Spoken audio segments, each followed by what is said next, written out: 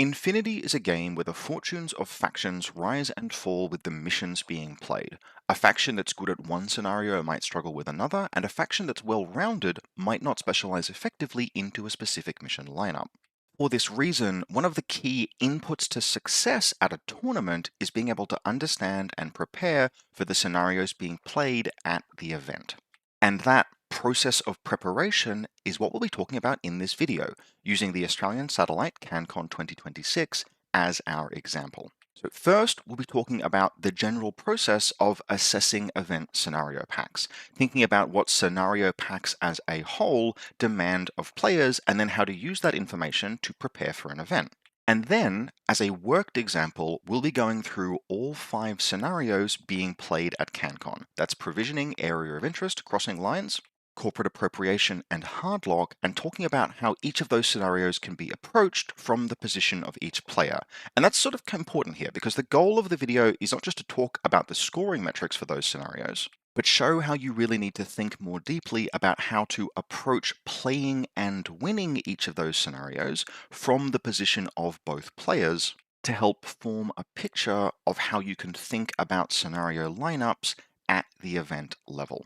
And so let's start by talking about how preparing for an event and assessing an event differs from preparing for casual play. With the major difference, of course, being that in casual play, if you're organizing a game at a games night, you either have no scenario or one specific scenario in mind, whereas at an event, you will have anything from 3 to 6 specific scenarios that have been shown in the event pack and which you know you have to play and have to prepare for. And the stress that puts on list construction and the requirements that puts on players is very different from building either an all-comers list just for casual play at a local game store, or a specific list for a specific scenario that you've agreed to play with a friend. And approaching event preparation really requires, as players, that we think about the entire scenario pack that we're being presented with. This can be particularly helpful when we're doing things like picking what faction we might choose if you're a player who has multiple armies to choose from. And it might give you a little bit of an inside loop on what the metagame for the event will be by helping you kind of think a little bit about what factions other players might take and what kind of lists other players might write. And the underlying thing that we're looking for here, which is mentioned in that first dot point, is that we are looking for underlying themes or common requirements across the scenarios. What is the event as a whole asking of its players, and how do we as players answer those questions that the event is posing to us? How do we meet the requirements not just of individual missions, but of the mission pack collectively? Where can we safely compromise? Where do we need to stretch ourselves? What kind of capabilities do we need present in lists? And it's worth noting that in previous versions of ITS, this was often kind of easy because it was very common for events to have specific specialist types that were favored. You might have a scenario pack that wanted a lot of paramedics or doctors, or more commonly, it was very common to have scenario packs that really wanted the players to take a load of hackers because hackers had significant specialist bonuses. This is basically gone from ITS Season 17, but many scenarios will still have common elements or themes that we can consider when deciding how to approach the event.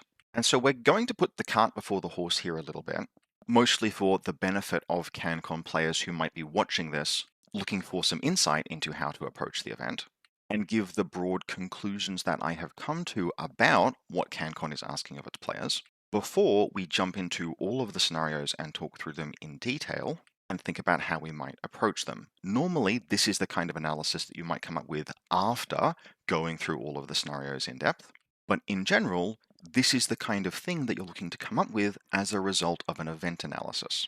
So firstly, what are our specialist requirements in this mission like? Well, they're high, but not uniform. Some scenarios require only a few specialists to perform actions, one scenario requires none at all, and some are specialist intensive, but any faction can reasonably adapt to any of these requirements.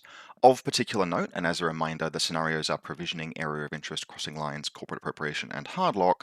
Hardlock is the final scenario, and it is extremely end game specialist dependent. So for Hardlock in particular, we do want to make sure not just that we have specialists in our lists, but that we have specialists that can make it to the final round, which will often be decisive in that scenario.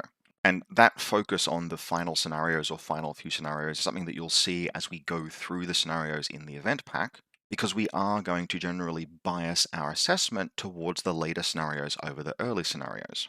Because this is a Swiss pairing event, the later scenarios are going to be the one where we'll be playing against players closest to our skill level, closest to our win-loss rate through the event so far, and therefore those are the scenarios, those are the games that are most likely to be decided by small factors like how much we've prepared for them and how much our lists are ready for them, because those are scenarios where skill is most likely to be equivalent. Now, two early scenarios use radial deployments. Those often impact deployment, and in particular, they're very relevant when we're thinking about weapon range bands we wanted to put in our lists. Long-range weapons like snipers are going to be pretty valuable here. But because these are early scenarios, if we're doing list construction thinking about radial deployment scenarios, we want to be careful not to over-adapt. We'll build very different lists for a 5-round event where the radial deployment scenarios are the first two than we would, for example, in a 3-round event where radial deployments are the second and third round. In those kind of events, we need to think very significantly about how to handle radial deployments. At CanCon, it's going to be important and we want to be prepared for them. But if we have to decide between building lists that are very good at Hardlock versus very good at any of the radial scenarios, we will bias towards Hardlock. Now, in terms of the most common theme, and this is probably the one that's going to be most useful for players preparing for CanCon, I would generally note two things. The first is that all 5 of these scenarios, to a greater or lesser extent, place an emphasis on your ability to control space. What that means is that lists that can defend specific parts of the board, not just your deployment zone, but which can establish defenses anywhere on the table that it might be called for by the mission, and in turn attack those parts of the board that are defended by the opposition in that way, that's going to be important. If you have things like mine dispensers or deployable equipment, or good mobile pieces that themselves have good defensive elements, things like mobile models with extra special die on their ballistic skill attacks, for example, resilient models that can dig into specific parts of the board or assault specific parts of the board, those are things that will potentially pay off more at CanCon than they might at other events.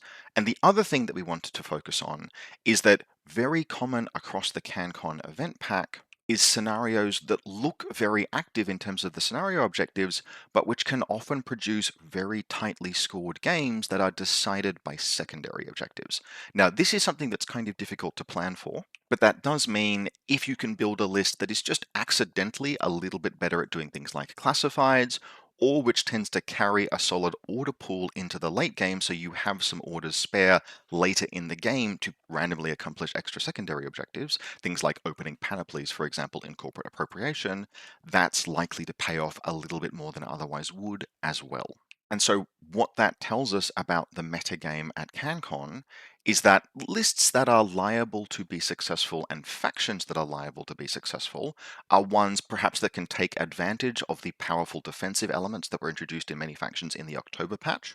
Things like the recently upgraded Tartary Army Corps or reintroduced Varuna Immediate Reaction Division are pretty well placed, particularly to establish defenses on different parts of the table in the CanCon event pack. But even older and well-established factions like the Jurisdictional Command of Corregidor, for example, who have access to Masai Morans and pieces like McMurrah, have the tools that they need without stretching their lists too much to do the things that the scenario want. And finally, and this is basically true for every event pack in my position, but I would say especially at CanCon, this is an event pack where if you can't do those things that the pack is asking of you, if you at least have access to good quality visibility control, things like disco balls, you're in with a chip and a chair, because there's no substitute for just blocking line of sight and running at the objective as the most certain way to be able to accomplish something on any specific part of the board. Now, that's the conclusion that I've reached going through the scenario pack. Now, let's go through the scenario pack and see how that unfolded. And so for the remainder of the video, and for the benefit of all of the players going to CanCon who'd like to look at more content about how the event might play out, let's start by talking about the first scenario, provisioning. Quick noting in the scoring of provisioning. We're not going to go through these sections of the scenarios. We're going to break the scenarios down at great length, but just so that we've covered it, you score points in provisioning by, at the end of the game, controlling supply box, 1 point for each box you control. You get 3 points for controlling more supply boxes in your own safe area than the adversary has in theirs. Or failing that, you get 1 point if you have the same number, provided you each have at least one. You get 2 points if your adversary does not control any supply boxes in their safe area, and you have one classified objective worth 1 point. The scenario has tactical support options, the most forgettable rule in the game, but do try and remember that it exists. Sometimes it'll make something in the scenario a little bit easier. It has operational learning, which is pretty significant. Now, just something to note, if you're looking at Corvosphere at time of recording, I believe it incorrectly shows provisioning as having a forward observer bonus. It doesn't. It has the operational learning rule, where any specialist that spends multiple orders trying the same mission objective gets scaling bonuses if they fail until they're basically guaranteed to succeed. And finally, unlike supplies, in provisioning, there are 4 total supply boxes, 2 of which can be looted from the central tech coffin. Not shown in the deployment diagram, but also very relevant, is the fact that each player is going to place a circular safe area. It has to be placed completely outside your 24-inch radial deployment. There has to be space for it on the game table, and it can't overlap with another safe area. Okay, so what are we doing? We are running to the midfield. We are seizing supply boxes and we are bringing them back to the safe area. A supply box in a safe area is always considered controlled. Cool. So those are our mission objectives. How does the scenario play? Well, generally speaking, both players will be seeking to loot the tech coffins and return them to the safe areas, and then defend those safe areas from the other player. Because it's difficult to extract a box from an enemy safe area, you have to have a specialist to do it, and they have to make a willpower roll at -3. Taking boxes from the tech coffins is usually going to be the first choice, because it's easier, because they're less likely to be as heavily defended. Instead, you'll make attacks on enemy safe areas only later in the game when there just aren't many boxes left in the midfield for you to seize. If you're playing this scenario from the perspective of the first player, a good round one is usually going to involve taking both supply boxes from the central crate. If you've got something like a fire team duo or a larger fire team than that, or even a model with a peripheral, you can approach the central tech coffin, you can have a specialist take a supply box from the central tech coffin, and then you can just do so again. All you'll need to do is either use a secondary specialist or just have any other model in that team spend a short skill to take the carried supply box from the specialist so the specialist can go and open the box a second time.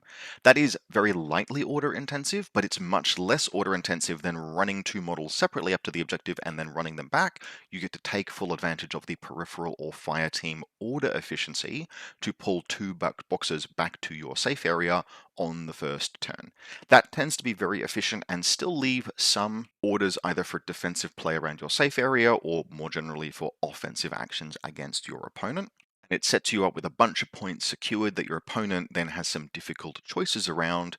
Do they attack you? Do they use the fact that you've spent some orders pulling things out of the central box and not attacking them? Do they use that for attritional play, or do they try and even the score? Noting that, as the second player, if the first player has taken both of the central supply boxes, they are then forced to go after the more remote side objectives. Those are further away from the deployment zones, they can't both easily be grabbed by the same team, and so generally they have to play a slightly slower burn game. So from the perspective of the second player, if you're going second in this scenario, you will usually have to pursue those side objectives, but in return, you have the best chance of a final round smash and grab on the enemy safe area.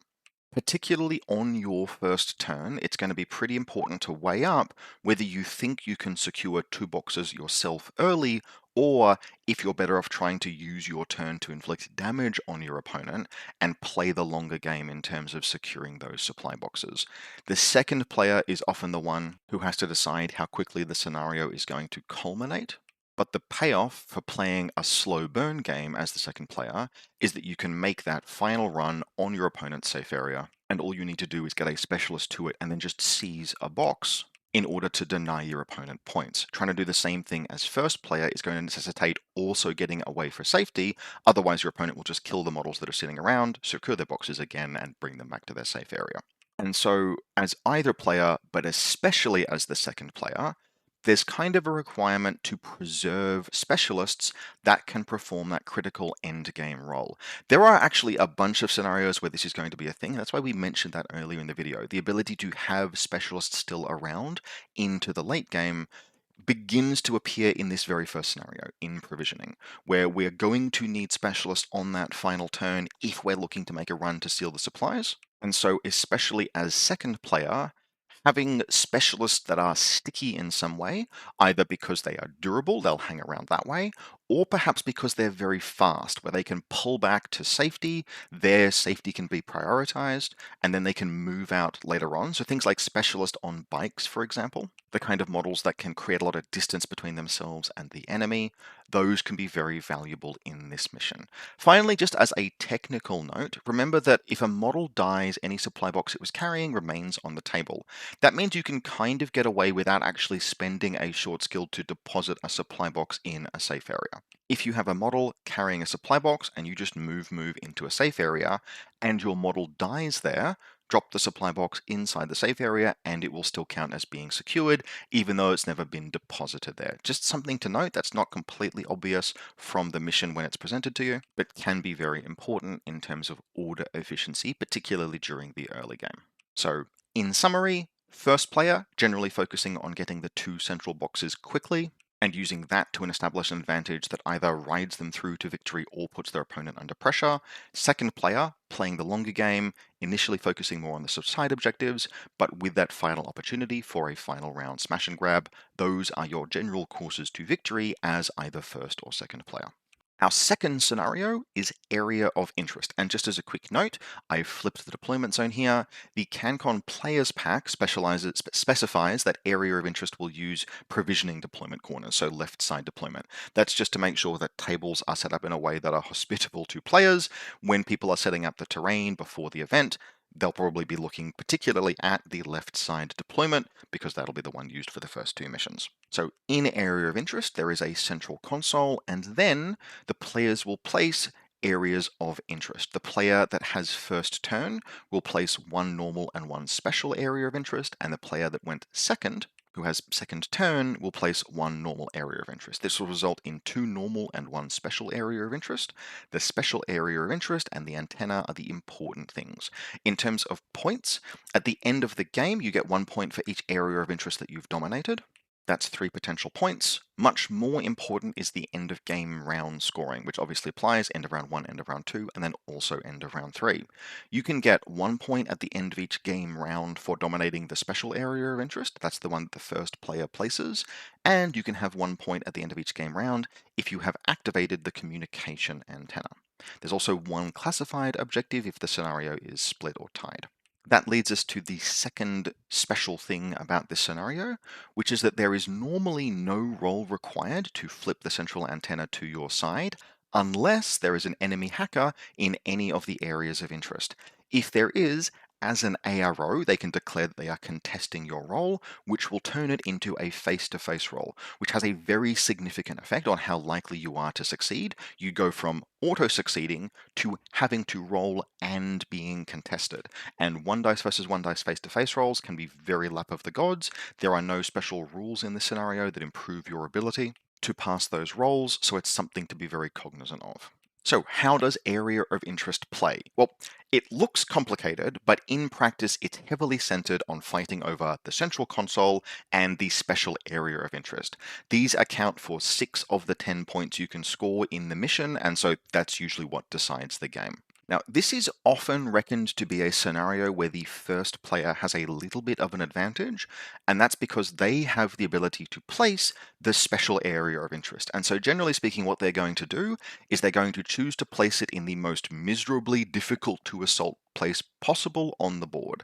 If you can, as first player, you will often want to place it on your table edge as far away from the enemy as possible, ideally with as much cover for your troops in it as possible. You then want to secure it aggressively, get defenses established around it, get ARO overwatch of it, deny your opponent any access to it, and collect points from it for the entire game. The first player also has a small advantage where they are the only player that is always guaranteed to be able to press the central button without needing to roll. Because you can't deploy in any of the areas of interest, that means that there's no way to have a hacker contest on the very first turn. And so the first player should usually also be aiming to activate the antenna on turn 1 if they can. If the first player is able to do both of those things, and they should usually be able to do so without too many orders being spent, which does free them up for some offensive action to pin their opponent back, What they're set up to do basically is have passive scenario income, where the antenna is generating 1 point every round, and that will only change if it gets flipped, and the zone is generating 1 point every round, which will only change if it gets contested. As the second player, you have the end of round scoring advantage, where you're able to both assault the special area and flip the button before any points are scored, and so can theoretically monopolize points in this scenario. But doing so usually means contesting heavily defended areas, and in particular, crossing a very long distance to get to the special area of interest. That can make it a little bit difficult to overcome both of those, and so what you can focus on doing is just one of those two things every round. You want to make sure that the first player doesn't get ahead, and you have to figure out what is going to be easier. Is it going to be easier to flip the button so you score that point and leave the special area uncontested? Or is it better to do a deep assault on the special area, kill anything that's there, and not worry about the button for now? If you can do both in any given turn, that's fantastic, but it's particularly important to do at least one of them every round so that you can get in toward the final round where those final points are on the line and use that second player final round push to your advantage. Now, for both players, if your interest is in the button in the middle of the table, going after enemy hackers who might contest that antenna activation can be more efficient than just trying to force the face-to-face roll. This will depend on where those enemy hackers are dug in, but if you can kill those and then just give yourself an automatic success to flip the button, that can be much easier and more productive than just rolling and rolling and rolling and rolling and rolling face-to-face rolls. And there are a few ways that you can do this. Laying down pitches and using killer hackers is a good way to do it, but you can also do things like using stuff like mine dispensers or perimeter weapons. Just deploy those near the hacker so that if the hacker chooses to ARO and contest the face-to-face roll, it detonates the mine. You can even do stuff like go in and kill them the normal way. Dealing with enemy hackers in the zones is more productive than usual, and so is usually very worth doing. Now, just as a note, when you're deploying in this scenario, or in particular, if you are the player who has chosen deployment, usually because your opponent has won the LT roll and chosen to go first, area of interest is generally reckoned to be a difficult scenario going second, but if you are the second player and you're choosing deployment, you can make the scenario easier by focusing less on picking a good deployment zone for yourself as picking a bad deployment zone for your opponent. In particular, if at all possible, give your opponent a deployment zone that constrains where they can put the special area of interest. Because the absolute worst case scenario is that your opponent, going first, is able to place the special area of interest on the table edge in cover, the maximum possible distance from you and as close to them as possible, literally abutting their deployment zone. Anything you can do that pushes that zone further and further away from them, further into the midfield, or even just further towards a corner of the table away from their deployment zone, gives you a better chance of being able to assault it. And so when you're doing the deployment zone pick, scope out where those zones can go. Take a look, see where, for example, scatter might block the placement of the template, the circular impact template. Look for positions basically where the good special area of interest zones are either in less cover or further toward your deployment zone to give you a better chance of making that assault. And 2 scenarios deep now in the scenario analysis, and we can see the beginning of those themes that we mentioned that the event is asking of players begin to emerge. In both of these scenarios, we can see that it's different for each scenario, but the scenario asks you to secure one or more parts of the board. In provisioning, it's usually your safe area, but also you're looking to secure the parts of the board where the objectives begin initially. And in area of interest, you're looking to secure 2 parts of the board, where the central antenna is to make it difficult for your opponent to flip that button, and the special area of interest. These are also both scenarios where having specialists still alive on the final round can be a really big deal.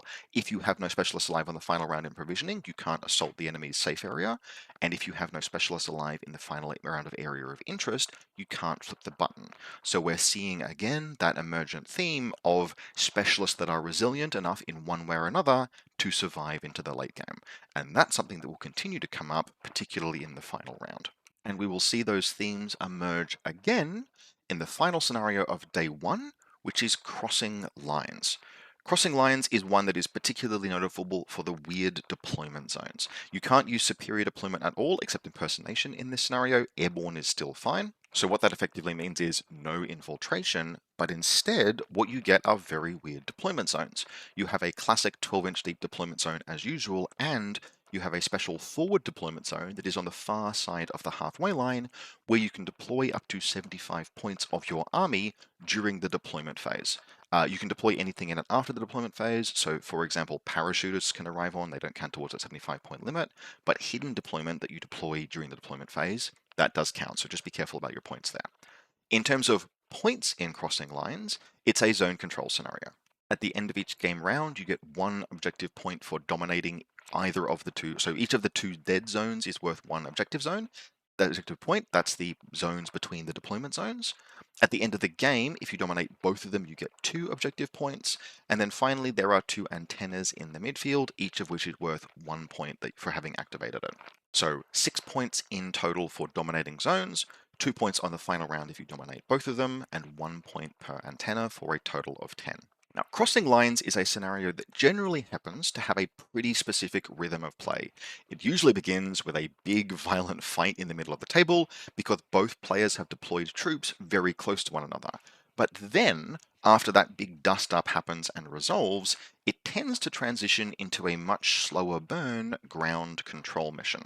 And making progress after that big initial fight in the midfield can be very difficult because to meaningfully score points, you need to not just secure the space that's near your deployment zone, but also push all the way across the table into what is effectively enemy territory that is in easy striking distance of all of the pieces they have in their deployment zone. And so what this tends to mean is that unless one player is able to establish a really significant attritional advantage, a slow burn draw is actually pretty common, where each player just scores 1 point every round for securing the space closest to their deployment zone, which means that actually activating those antennas in the midfield often decides the game. Hey, look at that. Once again, having specialists that survive through to the end of the game can be a really big deal. So, as first player in crossing lines, you get the advantage of that first punch into the middle of the field. You get the chance to jump all of the things your opponent has put in their forward deployment zone, and that means that you generally get to make the most aggressive use of that forward deployment zone. So you can put lots of stuff in there. You can use that as a springboard to attack. You can use those pieces you deploy there to efficiently clear out that space. You also have the first opportunity to put those mine layer pieces down in the midfield. So if you've got any classic kind of infiltrating mine layer piece, you can forego infiltration. You have to, no superior deployment in this scenario, but you can still use your mine layers to place mines in that central area because there won't be any enemy models to block the placement of the mines.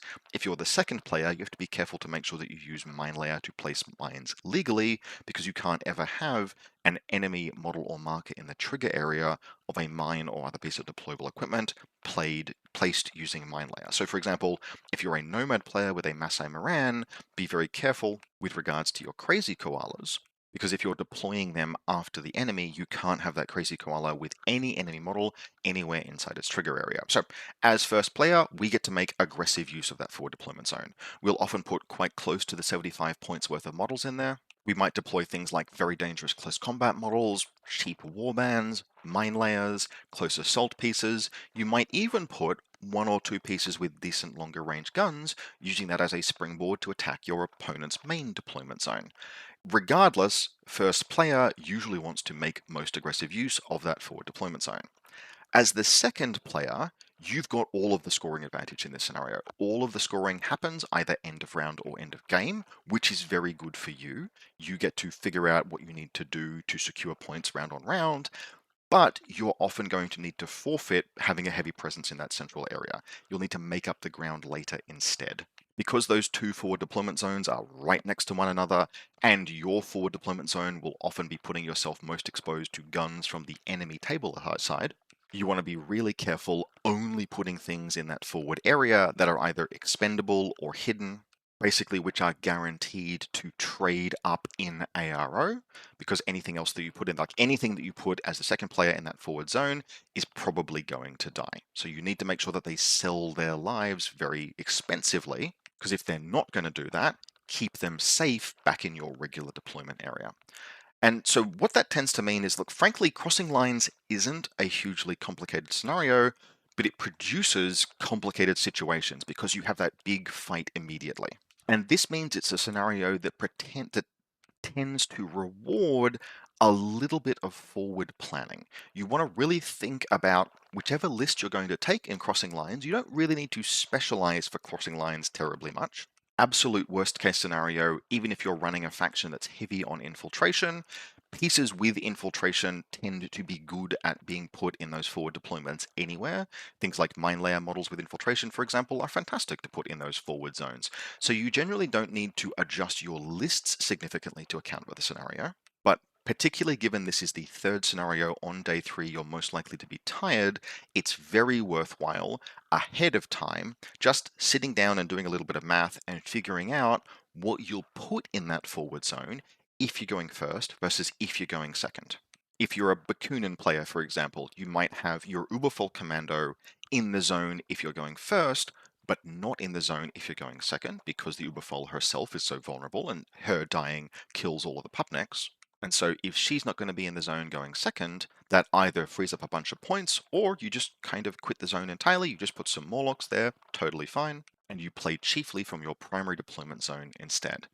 Additionally, for both players, something that's very useful, try to deploy your midfield elements under the cover of your deployment zone guns, ARO and active turn firepower pieces. What you're aiming to do there is to not put models in the midfield completely unsupported.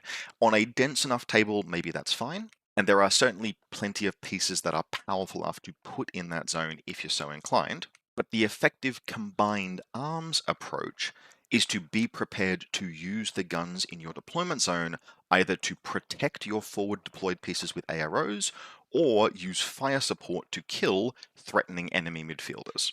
Particularly if you're the player going first, you'll deploy a bunch of stuff in the midfield. Your opponent might try and deploy things like cheap models with chain rifles or flamethrowers, stuff like Auxilla in NCA, for example, that can trade effectively with any of the stuff you deploy there. It's much more effective to relieve your models in the midfield with fire support rather than copping the flamethrower hit and hoping to survive. Move a gun up to deal with those enemies, and so position so that can happen, rather than just accepting the big dust up trade happening immediately. This also means it's a scenario where vehicles can be very effective. A lot of the time, an aggressive attack with a vehicle on the first turn is usually just out of reach of a lot of players, unless they've got a very high order pool or make a very efficient run. But having an attack with vehicles into the midfield, where you can take full advantage of plunging fire, etc., usually very much in reach. So a vehicle, generally a good addition to a lot of lists in N5 these days, but particularly valuable in crossing lines because those middle areas are so quickly in striking distance of a piece like a vehicle. As with all of the scenarios we've seen so far, there is a bit of an emphasis on being able to defend and control space, but in crossing line, it's a very broad obligation. You have a zone that you are trying to seize that spans the entire table. You have a zone that you're trying to defend that spans the entire table. All of the defensive pieces that you would take for other scenarios are still going to be useful here, but more diffuse in how you have to use them. Similarly, the ability to attack and seize space is critical to scoring points if you want to get a lead on your opponent, but likely to be employed into a slightly more diffuse defense at the cost of having to move very close to enemy striking pieces, which means that any extension you make into the opponent's half of the table often can be punished. Still, very valuable in this scenario to be able to seize or defend space, and because the central antennas often decide the outcome of the game, once again, having resilient or sticky or hidden specialists can be really valuable. Now, our first scenario on day 2 and the fourth scenario in the event is the only scenario in anything in the pack that doesn't have that sticky specialist requirement, and that's corporate appropriation. In this scenario, there is a panoply on each of your deployment zone edges, and there are 2 prototypes in the midfield in a 4-inch exclusion zone band. One prototype will be considered friendly and one prototype will be considered enemy. You can destroy the friendly prototype and steal the enemy prototype. That is a little confusing, and we will talk about that. But importantly, you can steal the prototype on the first turn of the game, but you can't destroy it until the second round onwards. In terms of points, You get 2 objective points if you've captured the enemy prototype. You get 1 additional objective point if you've brought it all the way back to your deployment zone. You get 1 objective point if your prototype isn't captured in the enemy, but only if it hasn't been destroyed. You get 3 objective points for destroying your prototype, and then you get 1 objective point for pulling more items out of panoplies. Finally, there are 3 classified objectives, each worth 1 objective point. Important to note, prototypes can be picked up but not attacked during the first round, and this is very important, the panoplies, in addition to their usual booty roll, can instead be used to grant decharges. Still requires a roll, but any trooper can choose to pick decharges up out of an objective, and that's very important because the prototypes can only be destroyed by anti-material close combat weapons or by placing decharges, and they are Armor 6, BTS 6 with 3 structure and an automatic defense system that makes attacking them with CC attacks a little bit more difficult. Now, corporate appropriation is another one of those scenarios that tends to unfold in stages. Usually, both players are able to run away with the enemy prototype on their first turn, which then puts the onus on both players to usually dive the enemy deployment zone to destroy that prototype. What I tend to find, not exclusively, but pretty often, is either that neither player is ever quite able to get to the enemy prototype, and so both prototypes end the game stolen, or each player, perhaps at great sacrifice, is able to get to the enemy prototype and destroy it, which also equalizes the score. In both of those cases, what that tends to mean is that while you do tend to have to spend much of the game pursuing the primary objectives in corporate appropriation, the game itself is very often decided by secondary objectives, your 3 classifieds and the 1 point you get for pulling more things out of the panoplies. And this is something that tends to be very important to keep in mind, and I have seen players obtain a lot of success in corporate appropriation just by keeping an eye on the classifieds and panoplies and doing them when they can over the course of the game. Very common in my experience is that classifieds tend to be a thing that you think about in the final round of the game, but if you can get 1 or 2 done as part of other actions during the first part of the game, that can be a really big deal. Now, as first player in corporate appropriation, you're fairly advantaged. You have the first opportunity to steal the enemy prototype, and technically, you have 2 turns in which that prototype can be stolen because your opponent can't attack it in their first turn. So you have your first turn and your second turn in which you know the enemy prototype will be safely sitting in the midfield ready for you to grab. Although, in my experience, if you can, it's usually best to try and secure it round 1 before your opponent is able to establish more defenses and attrit your own forces. You also are the player who has the best opportunity to establish a strong perimeter around your prototype. If you've got things like models with mines and perimeter weapons, mine dispensers, if you've got pieces that you can move forward to more aggressively defend that model, that thing by, like, for example, by moving into the exclusion zone and engaging it more closely, defending it more closely, these are opportunities you have as the first player. In my experience, it's usually pretty difficult to stop your opponent from stealing it completely. I have seen it happen, but it's pretty rare, especially if your opponent has visibility control, if they can lay down smoke or eclipse. But those defenses will often succeed firstly in sapping their orders and limiting how much damage they deal to you, and often will let you inflict casualties on the enemy who's looking to steal your prototype. That can set up an attritional lead that will then make it easier for you to go after and destroy that prototype, generally set you up well across the 3 rounds of the game. As the second player, your advantages are a little more limited, but you do get to pick which of the prototypes you're trying to steal and which of them you're trying to destroy, which can let you set up the best defense on turn deployment. But your main advantage, apart from this being a scenario where a good deployment can be really effective at inflicting casualties on your opponent and limiting their advance, is that you have that final turn perspective. And by that I mean you have the most information on the final round of the game. This is something that's sometimes overlooked, but because corporate appropriation is a scenario where often at great cost and a lot of casualties, both players are able to destroy their prototype. The long-term advantage you have as the second player is that you get to go into round 3 with the most information possible. You should know on the final round of the game what it's going to take for you to win the game, whether that be accomplishing classifieds, pulling things out of panoplies, how many things your opponent has pulled from panoplies. There's no uncertainty, and so you can spend your orders and play your final turn with maximum efficiency. Ideally, you've destroyed your prototype by that point in the game, so you're just playing for classifieds and panoplies if you haven't been able to keep yours safe or the enemy one safe. But either way, you want to be looking at that final round and using the information that you have to make whatever sacrifices are needed to do classifieds, secure the HVT, get things from panoplies, etc. And on the topic of panoplies, my strong advice is to not overlook how valuable pulling decharges from the panoplies is. They're very accessible, they're right there in your deployment zone, and getting things out of those panoplies is a secondary objective that could win you the game. On top of that, most close combat specialists, even those with anti-material weapons, aren't particularly good at killing the prototypes. Unless you are a serious expert, unless you're something like Shona Carano or William Wallace or Achilles, you are probably not actually that crash hot at breaking the prototypes apart. Placing decharges tends to be more reliable, or at least as reliable. Only those real top shelf CC characters even have a chance, usually speaking, of destroying one of the prototypes in one go. And as soon as you're likely to need to roll 2 or 3 times to destroy a prototype, you may as well just be using the place deployable skill and placing decharges. Place deployable does not have to contend with the defense system that these things have. Usually 2 decharges is enough to destroy a panoply. Worst case scenario, 3 should basically always do it.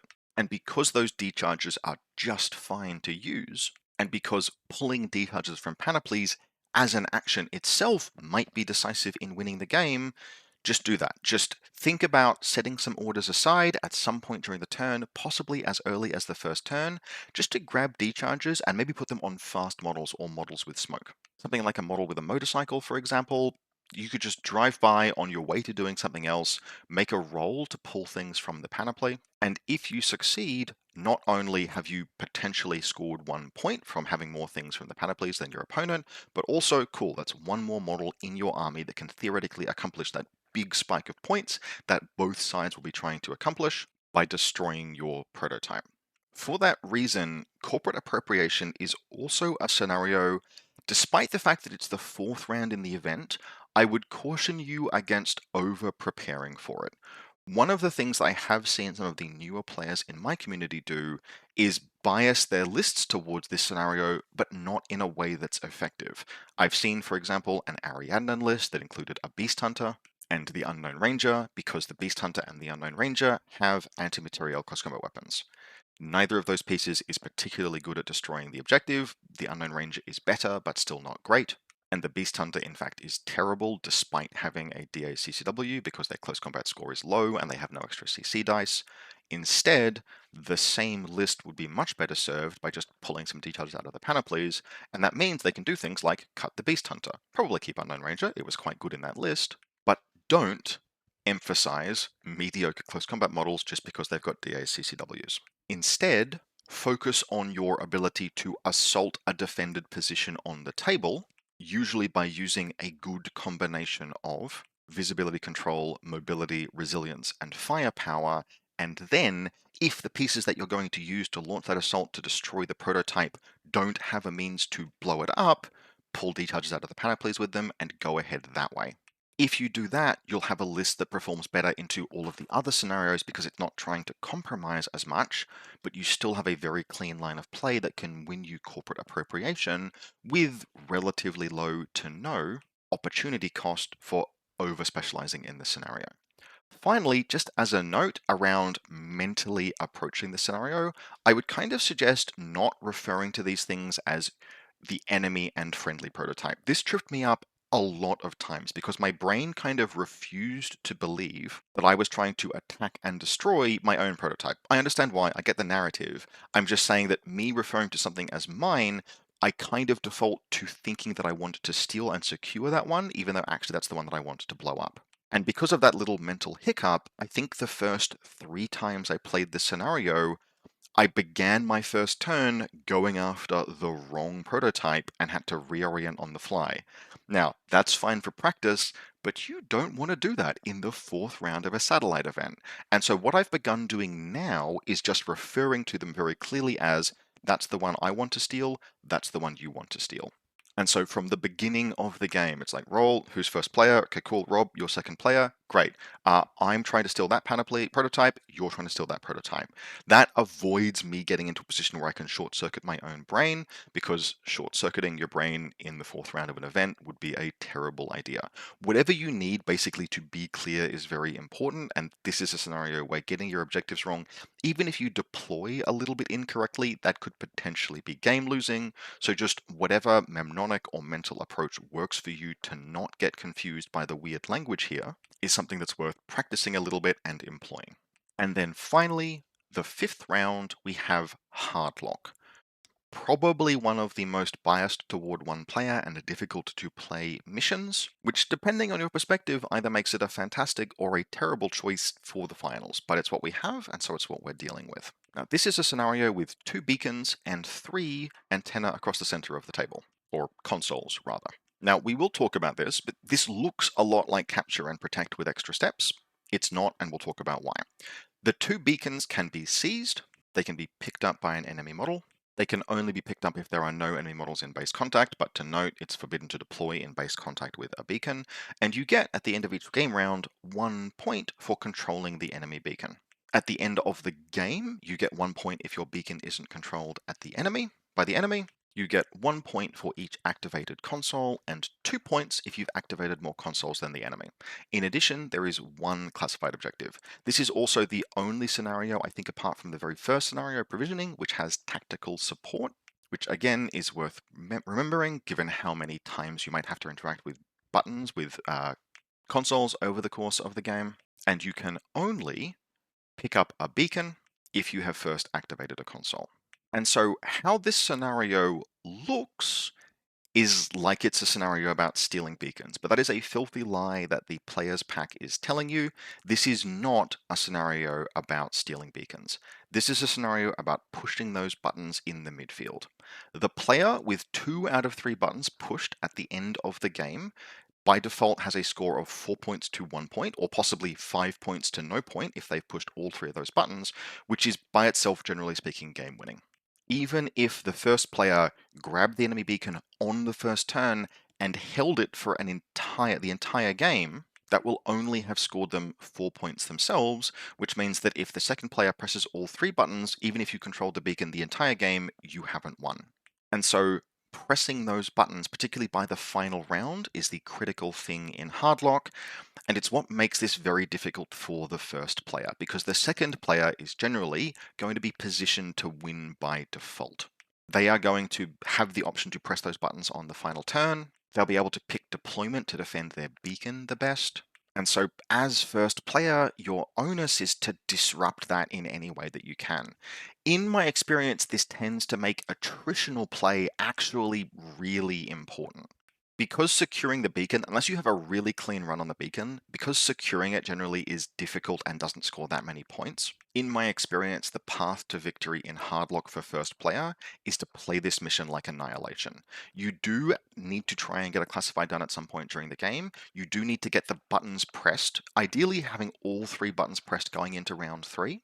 But beyond that, you want to set up a situation where your opponent is just dead in the water and can't possibly contest you, and doesn't have any hidden deployment or jump pack models ready to land and seize those buttons. And unless you can establish that overwhelming attritional lead, you're probably in a position where you're likely to lose. And so using your first turn to alpha strike the enemy, using your second turn to capitalize on that alpha strike, doing as much damage as possible, preserving your own forces, but more importantly, putting your opponent in a position where, to the maximum extent that you can, they are just attritionally locked out of the game, is kind of how you got to play as first player. The best case scenario is that you tee your opponent up to be in loss of lieutenant on the final round. Even that is sometimes not enough, because if they have hidden deployment specialists, they might just have one appear, press a button, have another appear, press a button, and if they succeed those rolls, they've won. For this reason, and frankly, if you're the player going second, your opponent is likely to have these pieces as well. This alone, as the fifth scenario, might warrant you putting sensors into your lists. Especially if you're the first player, you can't really wear the risk of hidden deployment specialist appearing next to a button on round 3. And because Hardlock is the finals, because you are most likely to be playing a matchup where you are as close as the event can put you to someone at the same skill level as you, Hardlock is the scenario in this event where small adjustments and adaptations give you the best chance of victory, because otherwise you're likely to be evenly skilled with your opponent. And so do things like put hidden deployment models, hidden deployment specialists into your lists, and also do things like put sensors into your list. If you are any player playing any faction with access to a tactical awareness forward observer sensor remote, those pieces are like incredible and borderline auto pick, so you should put them in your lists anyway, but especially put them in your lists for Hardlock. Now, as second player, your goal is basically to survive against that attack. Your goal is to defend your beacon. Do make sure that if you can that your opponent doesn't steal it. Remember, you can do so by putting a model in base contact. You can't deploy there, but you can deploy close and dodge into contact. You can also just have every gun and mine and hacking area imaginable pointing at your beacon, just making sure that your opponent doesn't seize it and run away with it. They might grab it once, but if you kill them, if you stop them from controlling it at the end of each round, you're fine. No points scored. And then you want to preserve your ability to press 2 out of 3 buttons in the final round. Obviously, hidden deployment specialists excel at this, but preserving your core strength and having, this is this recurring theme that we've mentioned, having sticky specialists who hang around and are hard to kill is extremely valuable in this scenario, regardless of what form they take. So you want to play defensively, you want to slice away at your opponent's attacks, you want to kill whatever they extend into you, and you want to attack and do damage to them in a way that sort of preserves your own core force. Don't throw models away pointlessly, because every asset that you've got in place on the final round to help you push those buttons is a really big deal. And if you have built your lists to secure space, right, one of those recurring themes we've been talking about all throughout this event analysis, that can be really powerful here. There are 3 buttons and a beacon, and all of them are things that it's really good to be able to make difficult for your opponent to attack. If you've got mine dispensers, spew those mines out all over the table, because anything you can do to contest your opponent's advance and inflict casualties as they're trying to press buttons is a really big deal. Get your hacking areas out there, get your AROs in place. As both players, get a button pressed and then make that space difficult for your opponent to move into. Even if you do that on the first turn as the first player, but you then lock that button down with mines and repeaters and strong AROs, that can produce advantage over the course of the game, either because it's still in your control by game end or final round, or because your opponent then tries to press into that area and encounters your strongest defenses laid out to inflict damage on their forces. There are lots of dynamic opportunities in this scenario to take advantage of lists that are built to secure space and assault space that has been secured by an enemy. And so this really is going to kind of be the culmination of your tournament experience and your list building. And while I have advised you to bias towards the final rounds and final round singular in your list construction and your analysis, building a list for Hardlock with only a few exceptions means being able to secure and assault space and having specialists that can go the distance. If you've built those kind of lists, good news, they'll probably be good for the entire event. The only thing that is an exception, apart from sensors, which frankly will be good in basically any mission, sensor bots are just fantastic these days. The only thing you might want to do is you can consider building a list dedicated to Hardlock that is going to hard go second. This is the only scenario in this pack that I would consider that. It is something that I would advise incredibly rarely, and frankly, I would advise only very rarely in final rounds of events, because again, as we mentioned, this is the scenario where you are most likely to be playing against someone at the same skill level as you.